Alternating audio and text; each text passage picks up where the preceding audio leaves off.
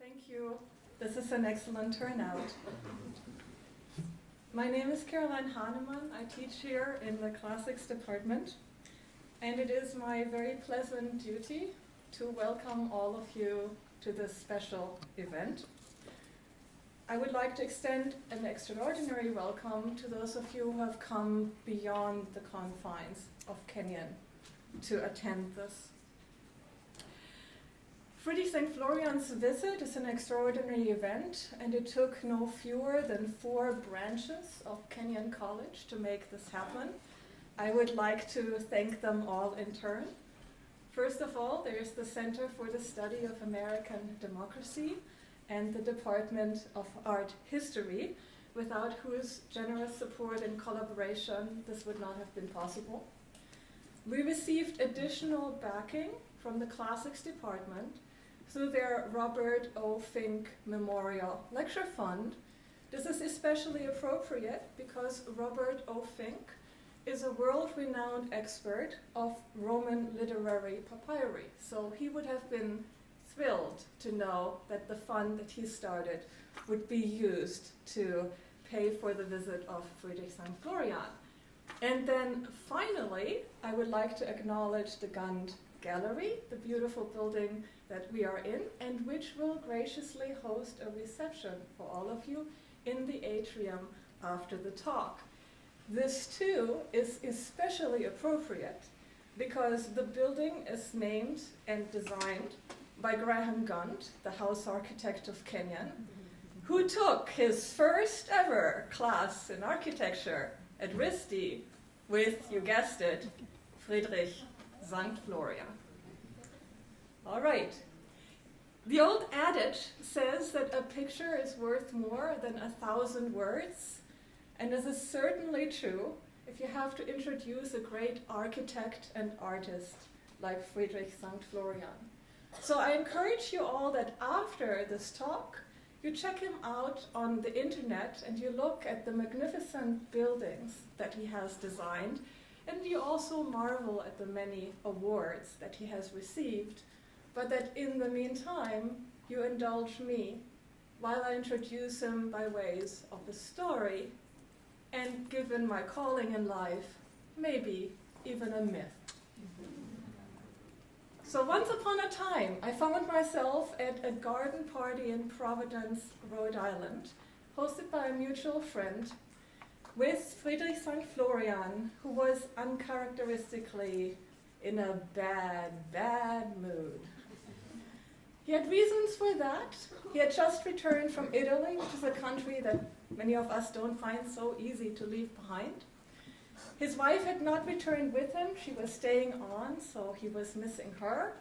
And as is the case on those occasions, he'd come back to a pile of correspondence and busy work on his desk. In that pile, there was the invitation to submit a design for the World War II Memorial in Washington, D.C. And I recall him saying, "Of course it is crazy. There will be hundreds of people submitting a design. It is sacred ground on the National Mall. But I'm gonna submit one anyway." So he did, and he was right. There were several hundred people who submitted designs, but as we all know, it was his design that won. So you might think, oh, how nice, a story with a happy ending. And it is a happy ending. However, that was just the beginning. After he had won the competition, it would take countless committee meetings, all kinds of critiques, a world of compromise, until 7 years later, a memorial would actually be built. So ladies and gentlemen, please join me in extending a really hearty welcome to the architect of the splendid World War II Memorial on the National Mall in Washington.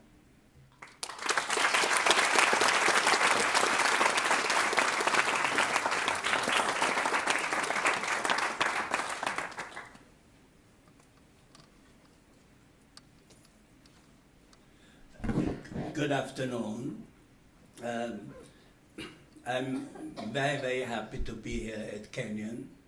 I looked forward to the visit, and I must say that I received a wonderful, wonderful reception.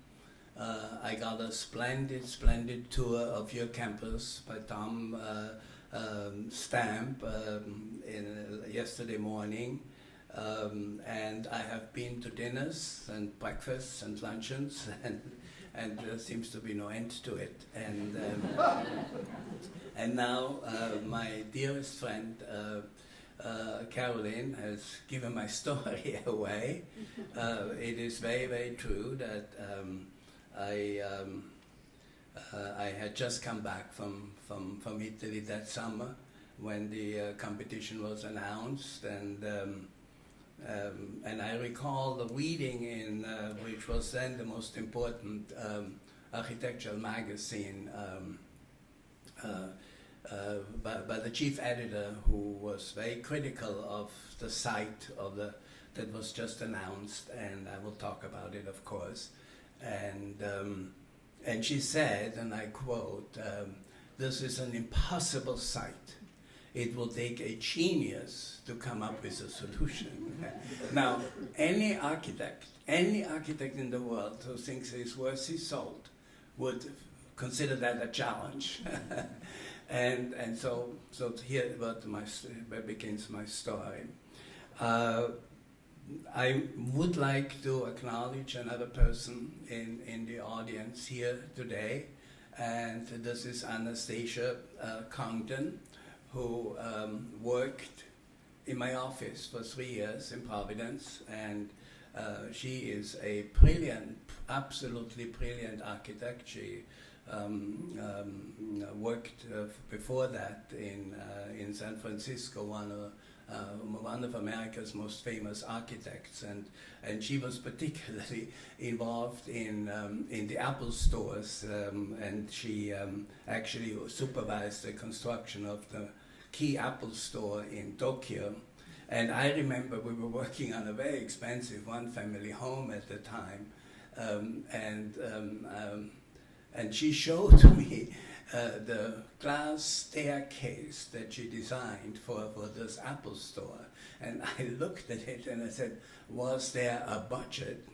And she looked at me and I said, "A budget?" And then I realized, if you have $35 billion cash in your bank account, you don't need a budget. And I just wanted you to know that you now have an absolutely brilliant architect amongst yourselves. She now lives here in your town because her husband is now a professor at your college.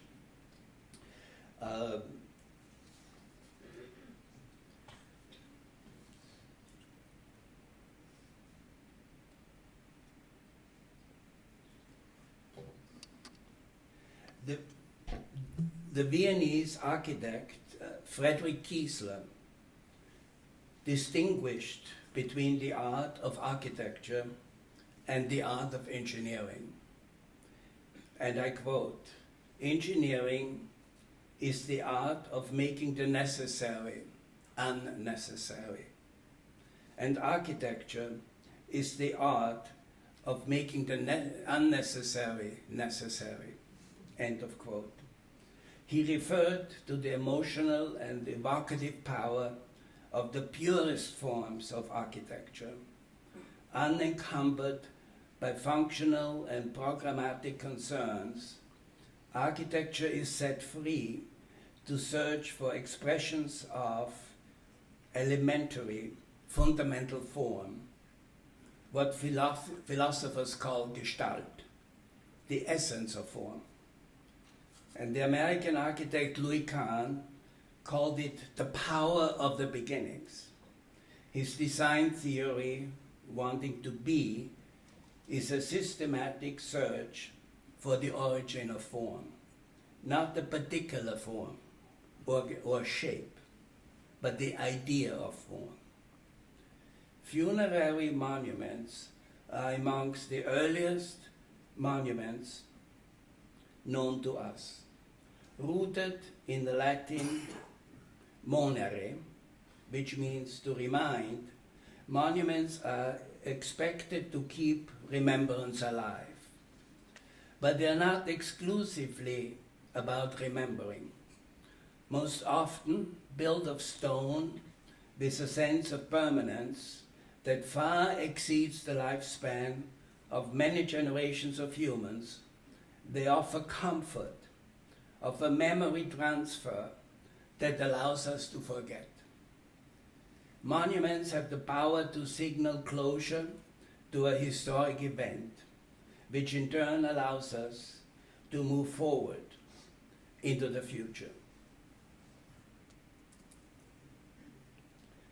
The tomb of Marcus Vergilius Auricus, the baker, is one of the best preserved funerary monuments in Rome. It was built by himself, for himself, in the late Republic between 50 and 20 BC. It is my favorite memorial in Rome. It serves here for the purpose of this discussion as a prototype of monuments that prevailed for much of the history of Western civilization. It features the Kenyon of classical architecture language with an iconography that is above all legible and commonly understood. The 9 ovens on top of the memorial represent the baker's insignia, elevated on a pedestal of columns, implying the perceived nobility of his trade.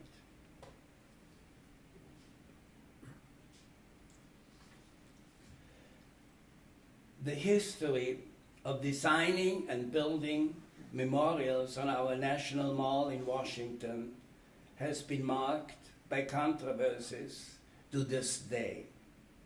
From the Washington Monument to the Lincoln Memorial to the Jefferson and Franklin Delano Roosevelt Memorial, from the Vietnam to the Eisenhower Memorial, each and all have been engulfed in controversy.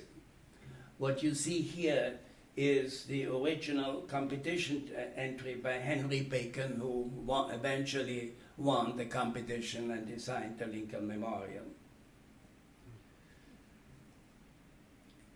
The second is the entry by John Russell Pope, his competitor.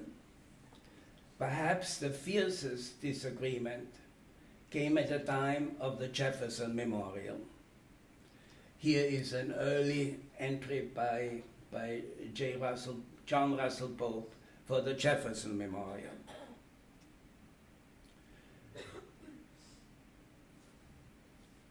This is the one. People,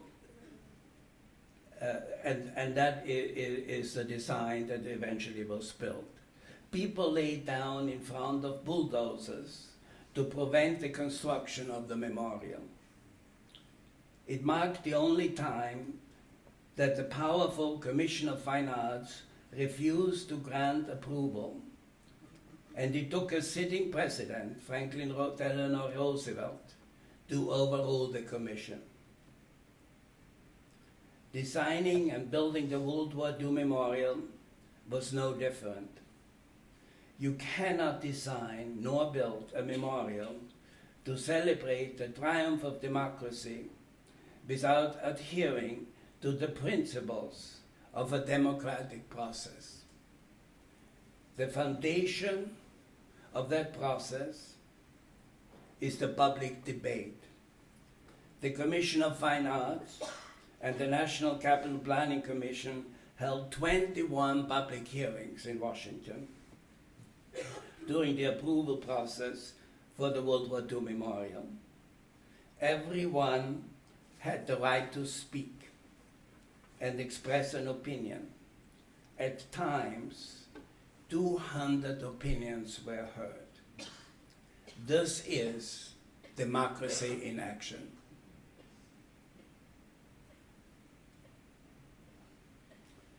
The World War II Memorial is the result of a national competition held in 1996.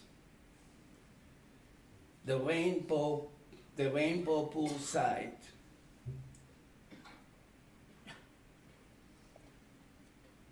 right here. The Rainbow Pool site at the end of the reflecting pool was chosen following a year-long search by the American Battle Monuments Commission. The competition brief asked that the historic Rainbow Pool not be moved or altered, and that the viewing corridor between the Lincoln Memorial, which is here at the bottom, and the Washington Monument not be disturbed. The site selection caused instant controversy. How can one design a memorial that is to commemorate the magnitude of an event like World War II when the site is already occupied by the historic Rainbow Pool and severely restricted by the demand not to infringe upon the sight lines between the Lincoln and Washington monuments? This was the beginning. For us, there were two overarching objectives that governed the design of the World War II memorial.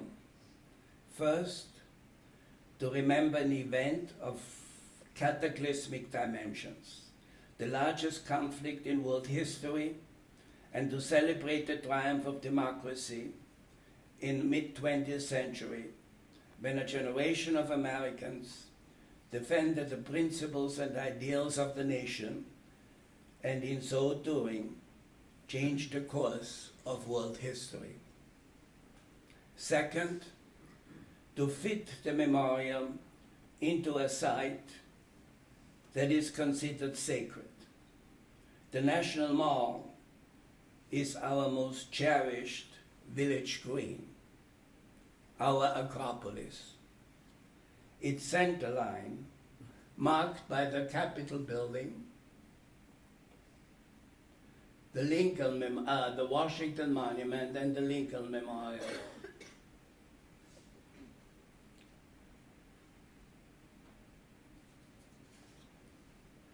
Is the vertebra of the sacred realm. The Italian architectural historian Manfredo da Furi called the National Mall, and I quote, a timeless Olympus, forever utopian, always positive, where American anxiety searches for its roots. End of quote. It is not surprising that President Washington and his Secretary of State at the time, Thomas Jefferson, settled for the idyllic spot at the Potomac River as the locus for the future capital city. Both men hailed from Virginia. Thomas Jefferson, of course, was a scholar of architecture and a very accomplished architect. Although it was George Washington who commissioned the French architect Pierre L'Enfant to create a design for the future city, it was Thomas Jefferson who exercised the role of the critic. Jefferson had hoped that Washington, as the seat of the federal government, would forever adhere to the utopian ideal of the Declaration of Independence, pure, uncompromised, and shielded from the inevitable progress of capitalist development, which Jefferson foresaw as the ultimate destructive force that will compromise the nation's noble beginnings. Interesting enough, Jefferson, this is a sketch by Jefferson, is remarkably similar to the L'Enfant design. and here, Jefferson made a proposal for the what then became the mall, and what you see on the slide is fundamentally the arrangement of the government buildings, and in the Jefferson sketch, and here is the L'Enfant plan, and you see the president's house up here, and that is the north-south axis. And then you have the beginning of the east-west axis with the future site of the Capitol building and the government buildings on both sides of the beginnings of the mall. Notice that the mall ended at pretty much at the cross-section of these two axes. But the city grew not necessarily in accordance with the L'Enfant plan. And by 1900, it was time to reconfirm the city planning strategies for future growth. The Macmillan Plan of 1901 was named after Senator Macmillan of Michigan, who chaired the commission. Other commissioners included the most prominent architects and landscape architects of their time. Daniel Burnham of Chicago, Charles McKim from New York, and the landscape architect Friedrich Olmsted of Boston. The plan's most important contribution was the extension of the National Mall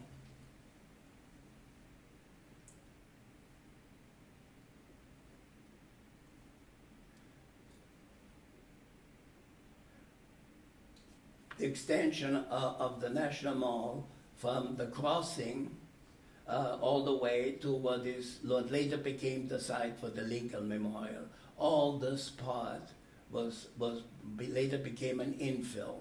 This is the Potomac River.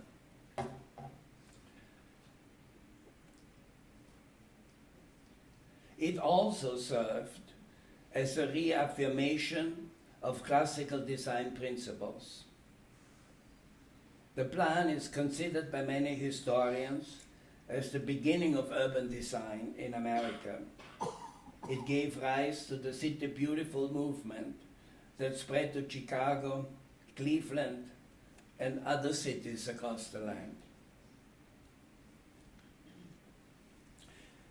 When we entered the competition, we became students. I became a student of the history of the planning for Washington. And it was very interesting for us that the Macmillan plan included just to the west. This is the footprint of the Washington Monument, and just to the west, the plan included what was then called a memorial plaza. In other words, the authors of the Macmillan plan envisioned and foresaw that there will be future memorials on the National Mall. This then was the context for the competition for the World War II Memorial. The national competition was held in 2 stages. And what you see here, no, before that, there's just a perspective drawing from the time of the Macmillan plan, which shows again the Memorial Plaza, which is over here, which is at the center point where the 2 axes cross each other, and just to the left is the site for the World War II Memorial, the Rainbow Pool.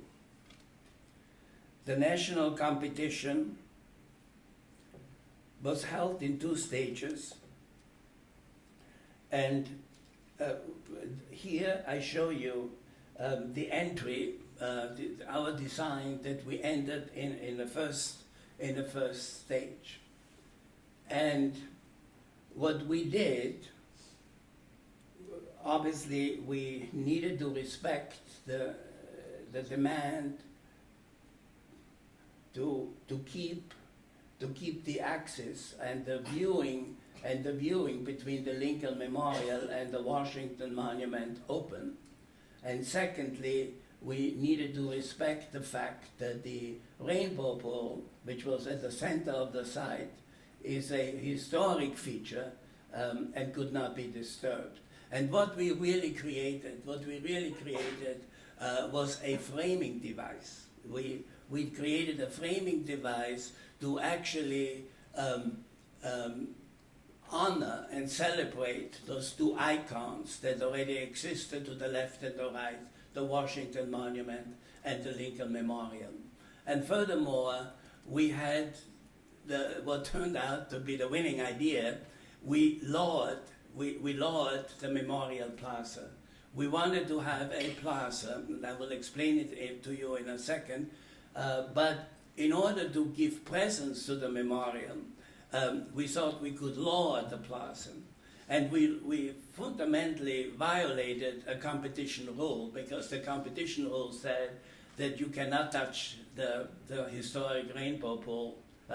And what they talked about was the dimension and the form and the size, but they never said that you cannot lower it. Right? And later on at the inauguration, I was reprimanded for that, but it was too late.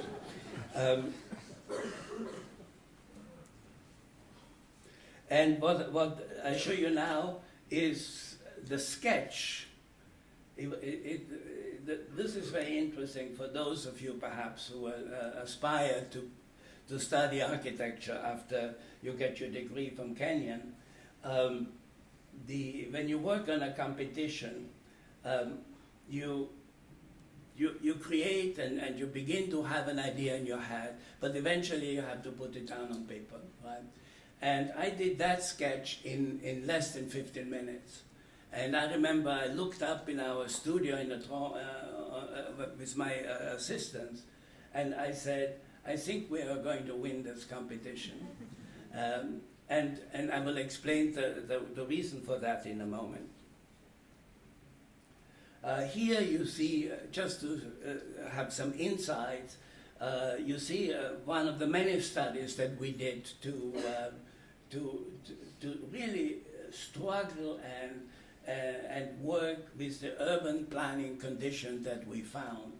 And obviously, we were very much aware that both the Washington Monument and the Lincoln Memorial reside on a hill. And it was very, very clear that we had to go the opposite. We had to go low in order to preserve the view. And furthermore, as you can see, the earth berms that we created were really meant to frame the two icons. Furthermore, the program in the competition, the brief, so to speak, also asked for interior spaces and also for an auditorium. And they asked for the submission that we should submit two plans, a ground floor plan and an underground plan.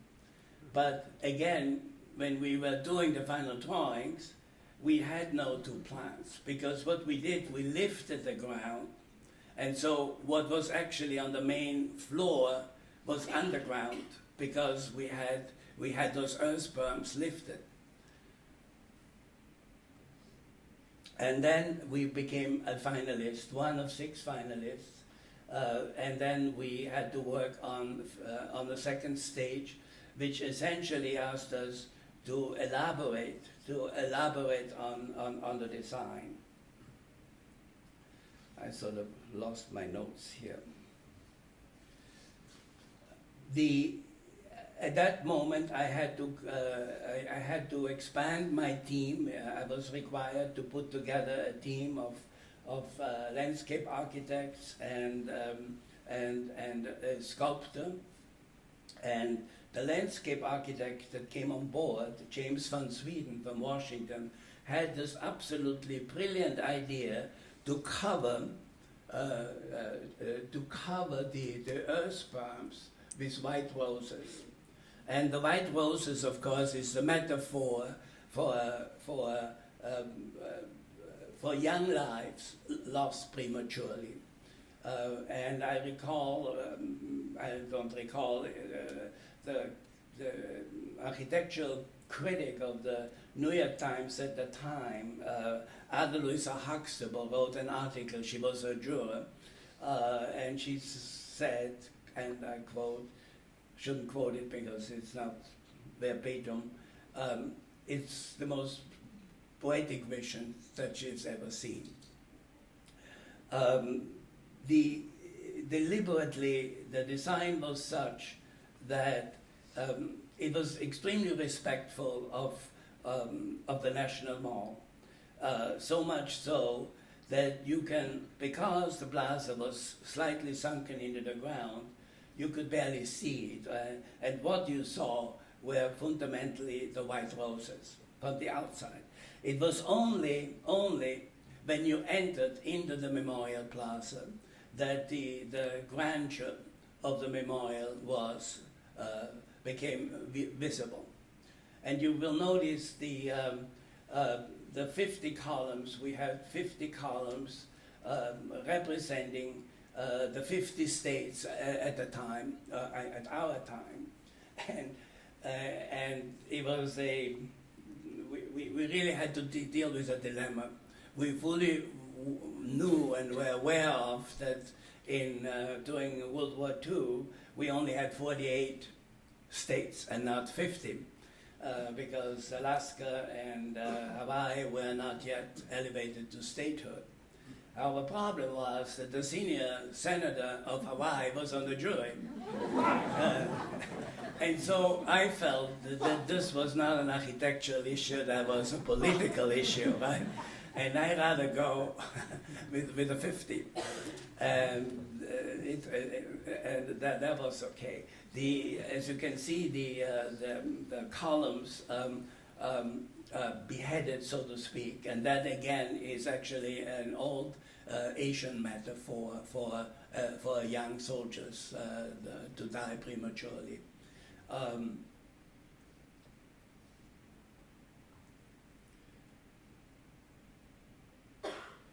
The winning design was unveiled at the White House on January 17th, 1997. This is a close-up. Behind the 50 columns, and you have the wall that housed the interior spaces to the right.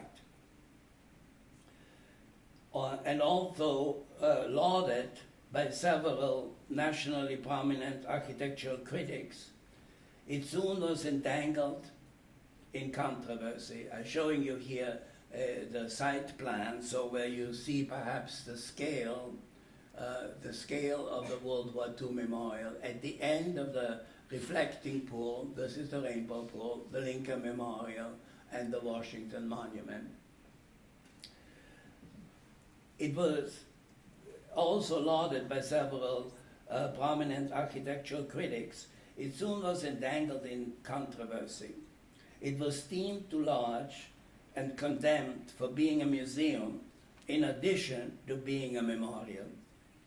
The presence of underground galleries and an auditorium was seen as infringements upon the stated purpose of our National Mall.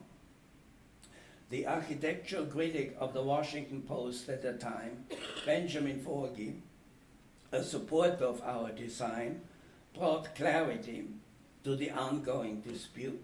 And he wrote the following day in the Washington Post, I quote, "A memorial is not a school.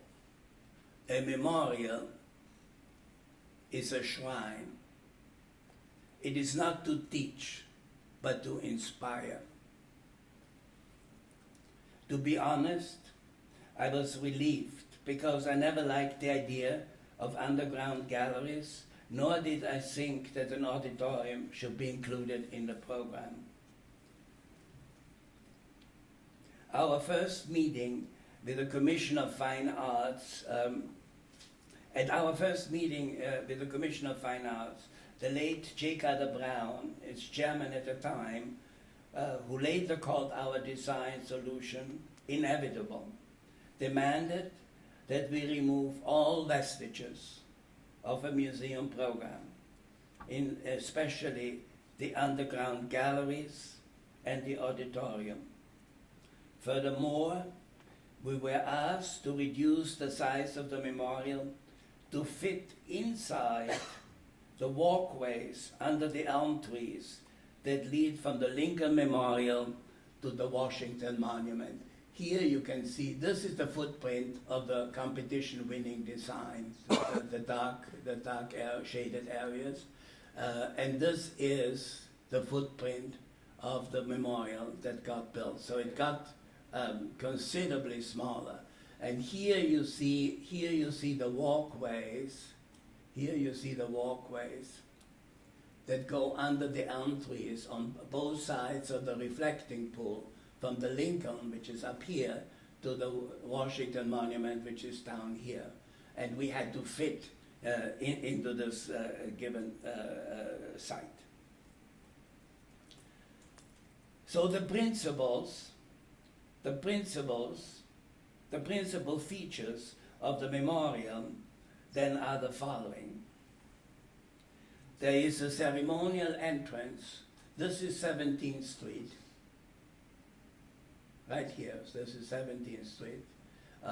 This is west, this is east, this is north, this is south. And there is a ceremonial entrance down from 17th Street into the Memorial Plaza. The Memorial Plaza really was meant, and metaphorically, it's really the analog to the Forum. It is the celebration of democratic inquiries, to celebrate, to discuss, to voice dissent, all the things that you can only do in a democracy. Further, you have the Memorial Plaza, which is here. We had to rebuild the historic rainbow pool, but 6 feet lower. And then we have the surrounding structures here. And foremost, we have two entrance pavilion, which really serve as the markers on the National Mall. Because the memorial was sunken into the ground, you wouldn't find it, you wouldn't see it. So we put two markers in, and symbolically they became, we called one the Atlantic and the other one the Pacific, and these were kind of shortcuts to represent the two major theaters during World War II, the North African, European the battlefields, and the Pacific theater. And around them, and they were then surrounded. We also had to put away the columns. Jacob the Brown, who really became a friend, but he said, Friedrich, we have too many columns in Washington, and come up with something else. And so we actually exchanged them with pillars, and you will see them in a moment, and they represent the bonding of the nation. Never ever in history has the nation been as united as it was during World War II, not before and not after. And then on the west side, we have what we call the Freedom Wall, which holds the field of gold stars, where we commemorate those who gave their lives to preserve the freedom.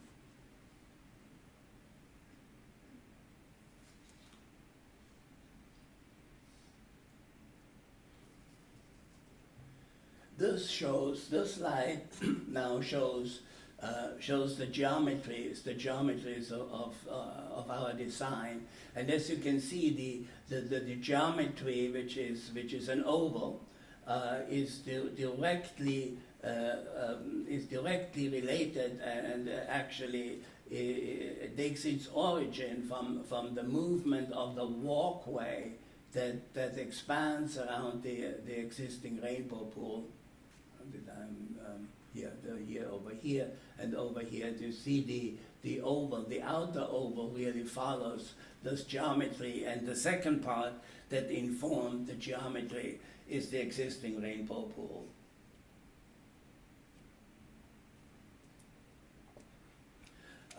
This then is the this really is the final design, being seen from above the reflecting pool, which you have on the bottom of the slide, and then you look across the memorial towards the Washington Monument, and you will notice the amount of waterworks that we have in the memorial, and I will speak about those a little later when I will focus on the waterworks. And you can see the two entrance pavilions, one over here and one over here, and these are now pillars. The state became state pillars, but again the principle, the winning principle of creating a frame between the two icons and the lowering of the plaza never changed.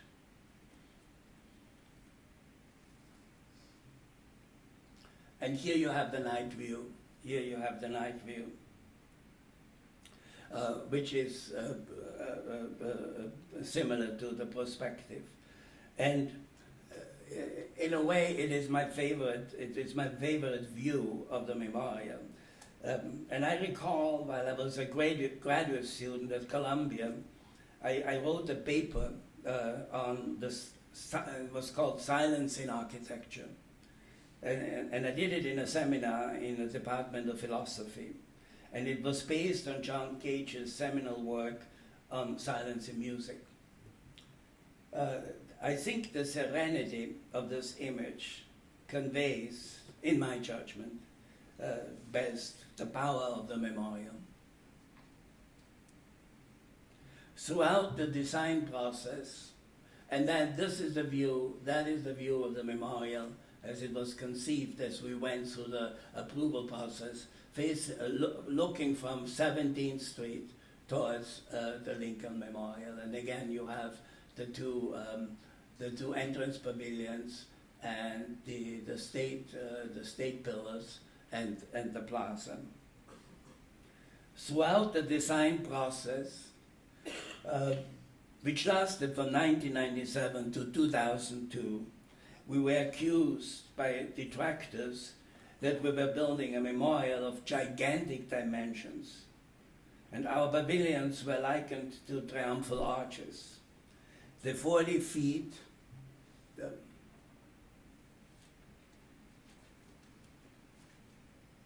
the 40 feet high entrance pavilions are here in a measured relationship to the height and the size of the Lincoln Memorial.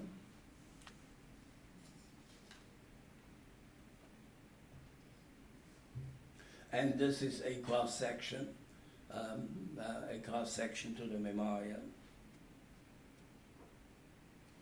And now I give you a tour. Once you are in the Memorial Plaza, there is the ever presence of the rainbow pool. Here it's without the waterworks, and you see the two flanking pavilions surrounded by the state columns.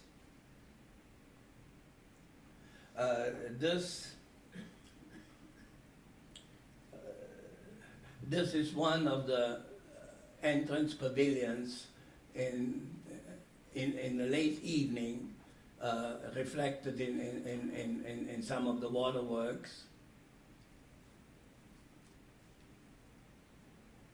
And this is when you enter into one of the entrance pavilions, and you begin your descent through two ramps on both sides down into the Memorial Plaza. But before you start walking down, you can look up into the, sorry, I'm not doing very well here. You can look up at the from up to the top, and you see the suspended laurel wreath, because it's in the entrance pavilions where we celebrate the victory won. We celebrate the military, and of course again the suspended laurel wreath is an ancient Roman metaphor for the victorious warrior returning home.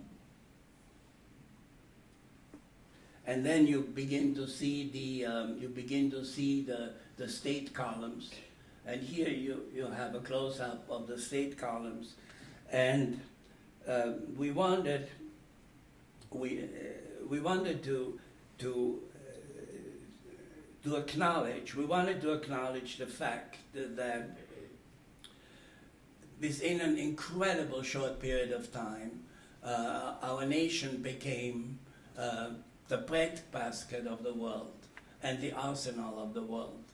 And so we conceived of the idea to adorn the state columns with two kinds of wreaths: a wreath of oak to represent the prowess and the power of the nation as the arsenal of the world. And we had a second wreath which was of wheat, which represented the breadbasket of the world. And at first I thought we could divide up the states, and half would get the oak and half would get the wheat. But it didn't work this way. There are too many states that contributed significantly in both camps, and so ultimately each state got two wreaths, one on each side, but we alternated them. So there's one oak, one wheat, one oak, one wheat. So we resolved that issue. The second issue was, so how do we, the naming of the state pillars? How do we decide where is Michigan, where is Ohio? Okay, and I took a back seat in these discussions, and I think we worked with a committee of military historians who were extremely helpful and thoughtful, but I did have a say in it, and so we decided we simply should put the states in the order that they came into the Union, right?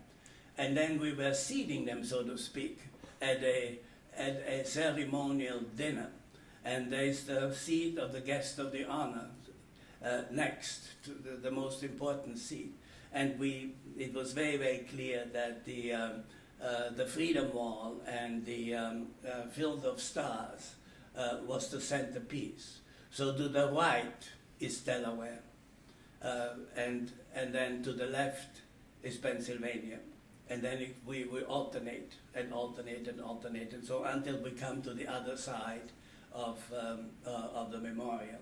We also we were then politically or historically rather correct, and we had 48 states and 8 territories. So we have a total of 56 columns.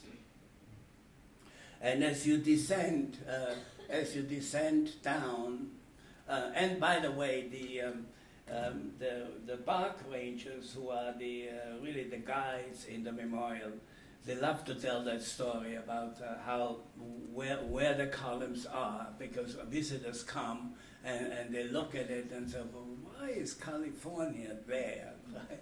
And so they love to explain it to everybody. And as you descend down into the plaza, then you reach the western end of the memorial, and there you have the Freedom Wall. And here you see the Freedom Wall really from actually somewhat elevated. This photograph is taken actually further up on the hill of the Washington Monument, looking towards the Lincoln Memorial. And this was one of the fiercest fights I had with my clients. The American Battle Monument Commission was charged by Congress to oversee the site selection, the competition, the designing and building of the World War II memorial. The American Battle Monument Commission, so that you know, was created by Congress at the end of World War I to build and oversee the American cemetery, overseas cemetery. And then they built the overseas cemetery after World War I and then in World War II. And General Marshall was the chair of the American Battle Monuments Commission after World War II. And Congress has the highest respect for them, and so they were asked to oversee the building of the World War II memorial. My problem a little bit was, as the architect, that these were mostly gentlemen. Also, there were two women on the commission, a female general and another woman, but mostly they were generals and admirals, and not surprisingly, more often than not, they had similar views. And sometimes they did differ with my views, right? They had different interests, let's put it this way. And one of the fights I had to fight is that the committee wanted to have the wall, you know, remember we're 6 foot below the ground, and the committee wanted to have the Freedom Wall as high as possible, right? And I say, I will not cut off the Lincoln Memorial. When you stand on 17th Street, and as you walk down into the plaza until you reach the Rainbow pool itself, I will not have that wall go through the Lincoln Memorial. The Lincoln Memorial has to be above. And it was a real fight, and I'm very happy to say that I did win this one. I didn't win all of them. This is really a telling story of the Freedom Wall that holds the field of the gold stars. There are over 4,000 gold stars. Each gold star represents 100 soldiers that gave their lives. And I remember when I came up with this idea, we made a large drawing, probably the length of this wall here, and I brought it to Washington. And Ambassador Williams, who was the chairman of the American Battle Monument Commission, he came and he sat in front of it, and he didn't say a word. He was just sitting there. And then I realized I had to leave him alone, and I walked out and waited and waited and waited. And after 4 hours, I thought I better go back in again. And he was still looking, and then he shook my hands with tears in his eyes. And it was really very, very moving. And many, I cannot even tell you of the stories, the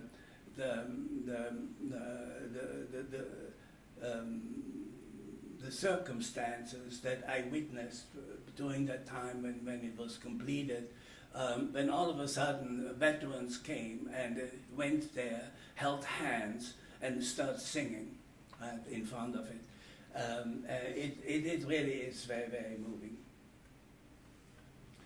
This is a close-up of the stars. They are all gold-plated.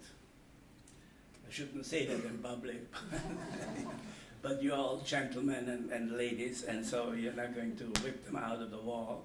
And they're all, I mean, not all of them, but they're not mechanically produced. They're one of a kind, in multiples, of course. And just to show you some of the drawings that we produced. And the man behind all the sculptural work, the weaves was Ray Kasky, and he was the first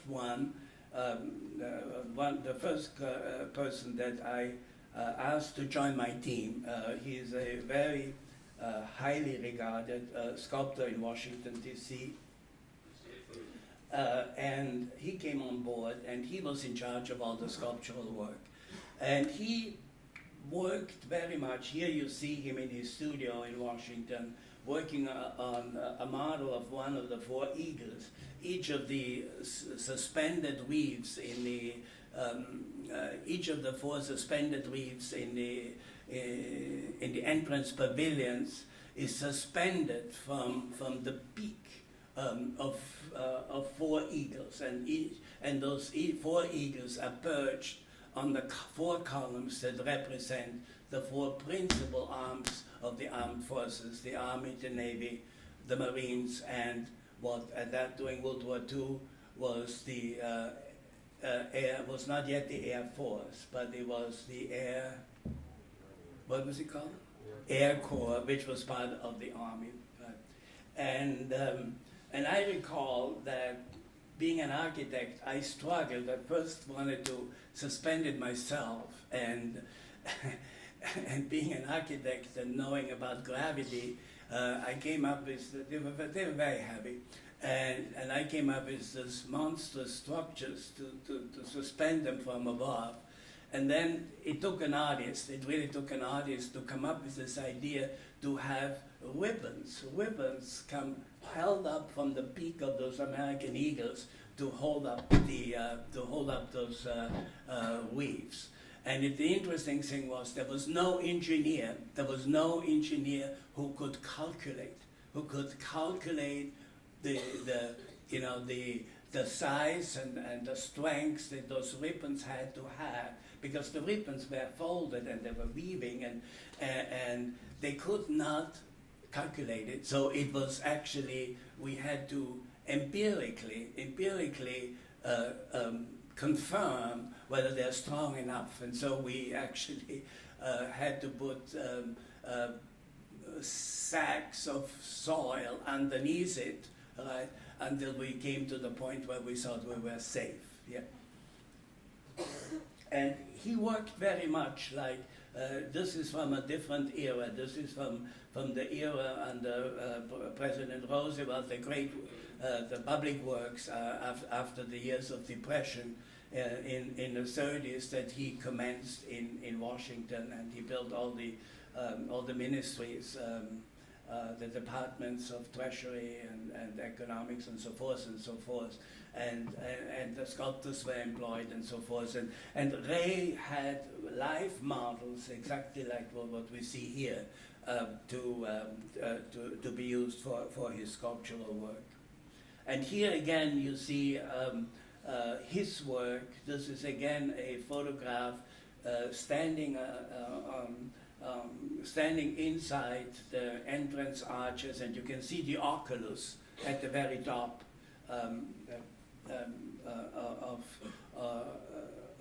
of the entrance pavilions, but you can also see the laurel wreath, and now you can see very well the ribbons that you see here is the eagle, and here the ribbons that come out that are held by the peak, and they hold up the wreaths.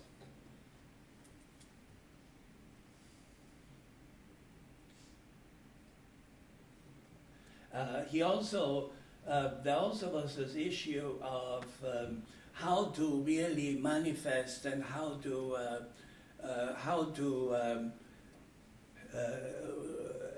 correctly represent the different states. We wanted them to be united. The image was that they, like children holding hands and being united during World War II.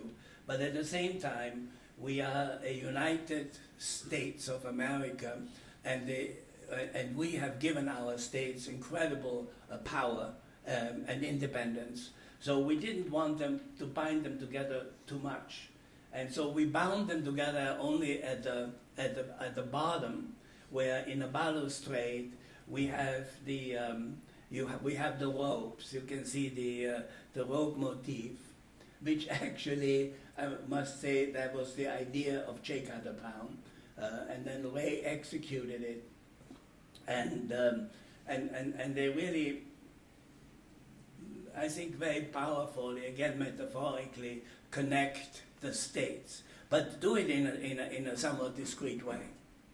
And at the bottom, you see a detail of the stonework, and there can be no question that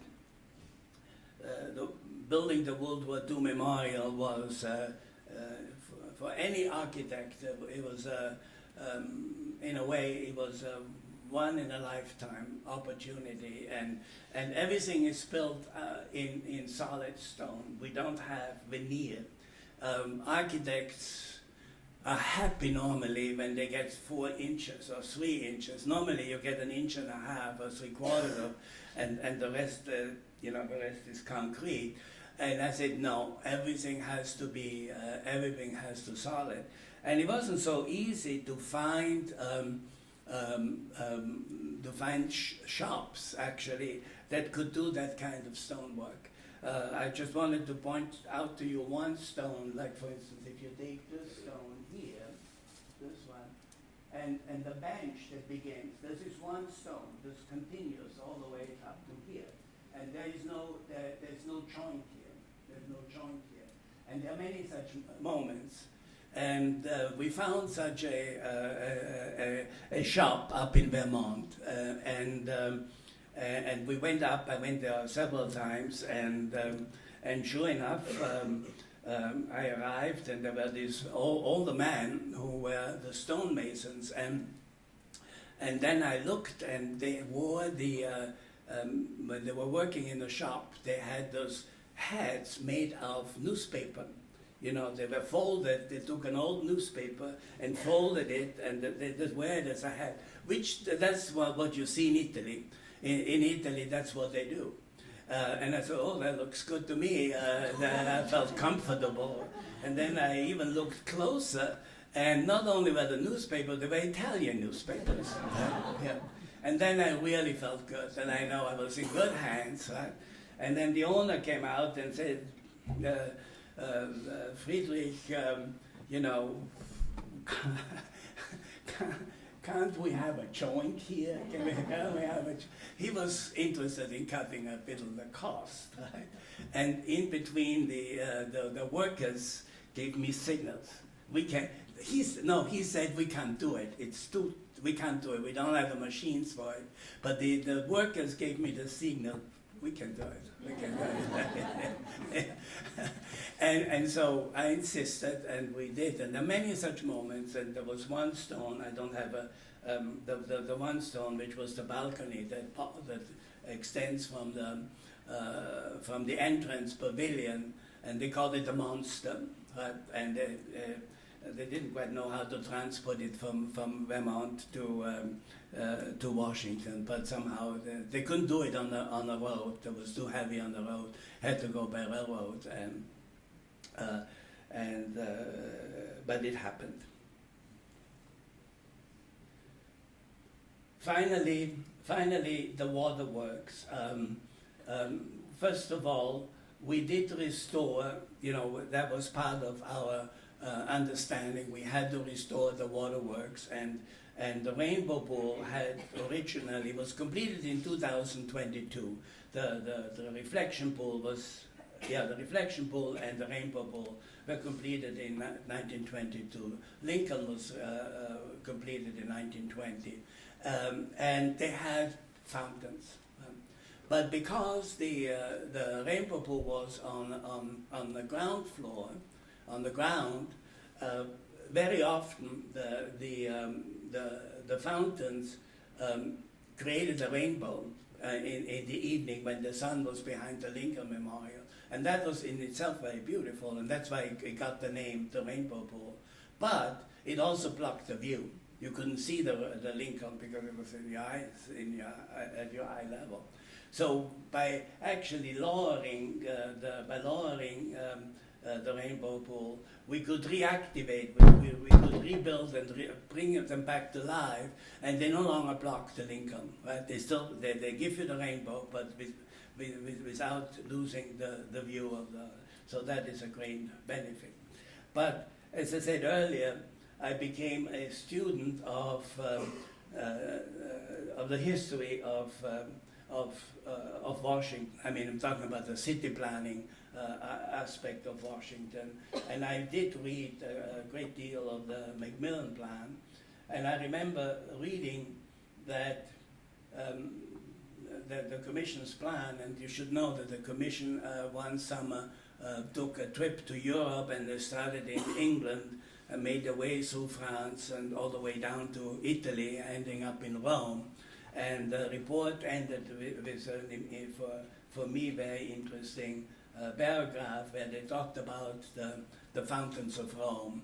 And the conclusion was that the monument of Washington should not be the general on a horse, but it should be a fountain. It was hot that summer in Rome also. And it's very hot in Washington. And so I was very conscientious of that. And so we wanted to have the waterworks. But the waterworks meant even more to me. And then here we also have some waterfalls at the bottom of the bottom of the entrance pavilions on the Pacific and the Atlantic. And I remember this idea comes from Tivoli in Italy, where there is a little river, which is the Il Piccolo di Berino, which is a replica of the Tiber in Rome. And so I thought I make a little water which represents the Atlantic and the Pacific, right? And then we inscribed on the rim of these water basins the major the battles on one side of the Pacific and on the other in Europe. And then here you have a shot early in the morning, which I think shows so very, very well the amount of water that you find at the memorial. Today, we live in a moment when a new kind of memorial has taken center stage. Healing memorials, such as the Vietnam Memorial, the Oklahoma City Memorial, the 9/11 Memorial in New York.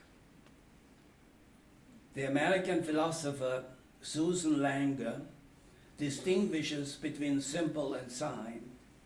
Symbol is a terme in absentia.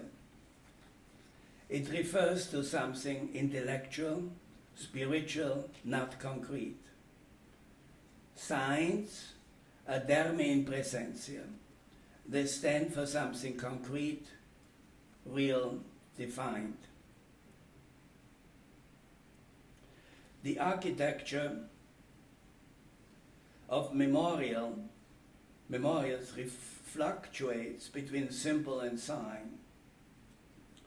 The healing memorials of the day are made legible through their sign language, their indispensable emotional power, which derives from the intimacy, specificity, and singularity of a particular event. The World War II Memorial aspires to evoke symbolic powers. It aspires to teach beyond the immediacy of the event that it commemorates and attempts to speak to human ideals that are universally understood as valid. By reverting to classical canons of form, it seeks to recall those ideals and virtues that are timeless and shaped societies since ancient times. Thank you.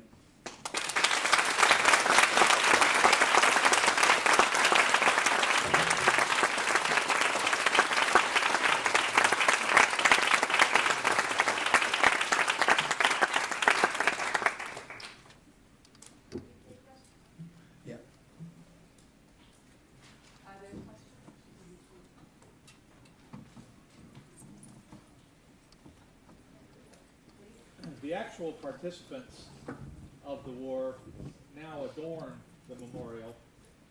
That won't always be the case. Was that in play in your mind in any way, that they would actually be looking at this? Yes, the answer is yes, and I think I'm glad you're bringing up this point.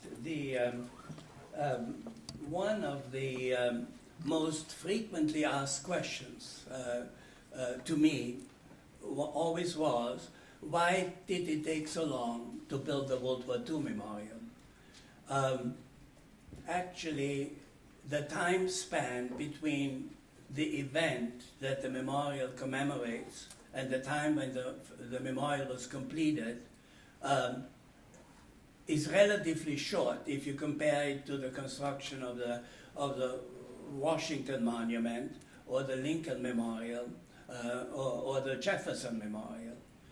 It is long if you compare it to the Vietnam Memorial, to the Oklahoma City Memorial, or to the 9/11. And that's why I call them the healing memorials, because there was, for instance, perhaps best to explain is when I compare the World War II and the Vietnam War. When the veterans came home, at the end of World War II, they were heroes. A grateful nation received them. There was the GI Bill. The veterans could go to college. Housing was given to them. There was no need for a memorial, so to speak. They didn't think of a memorial. It was very different with the veterans from the Vietnam War. They came home, and sometimes the people looked the other way. They needed an instant memorial to overcome their sorrow, their pain, their sufferings, right? And that's what I mentioned and referred to between how memorials fluctuate between sign and symbol. And to answer your question, yes, the veterans are almost gone, but memorials are not. Even so, that eventually the veterans that had the opportunity to see the memorial were very happy and very grateful for that. But memorials are not really built for the veterans. They're built for future generations. I think each and all memorials are meant to remember future generations, to recall the history. It's to recall the history, so that a high school teacher can take his students to the memorial, right, and talk about the World War II memorial, right, and talk about the struggle and the triumph of democracy, so that future generation will do the same way 50 years from now, 100 years from now, and as long as possible.